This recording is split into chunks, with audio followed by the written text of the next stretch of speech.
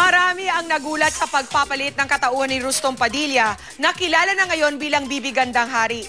Ano kaya ang reaksyon ng ex-wife niyang si Carmina Villaruel? Alamin sa chika ni Nelson Canlas. I want to gusto ko... Todo iwas na si Carmina Villaruel sa mga reaksyon tungkol kay Bibi Gandang Hari. Ayon kay Mina, wala na raw siyang gustong idagdag pa sa issue. No comments. Hindi na magsasalita. Hindi na magsasalita kasi unfair naman because I said my piece already sa sis. Pero sa programang Sis kahapon, hindi na nakaligtas si Mina nang mag-react tungkol sa dating asawa. Siya na mismo nagsabi na patay na yung Rustom and yung bagong siya ay si Bibi. Hi, Bibi. Hi, Bibi. I'm Cici.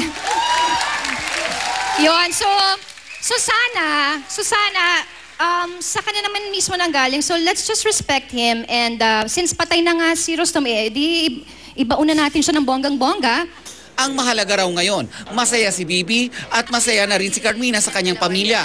Sa ngayon, abala si Carmina, ang kanyang asawang si Zoren at kanilang mga anak sa mga proyektong makakalikasan. Nelson Canlas, updated sa Showbiz Happenings. Yan ang hottest in showbiz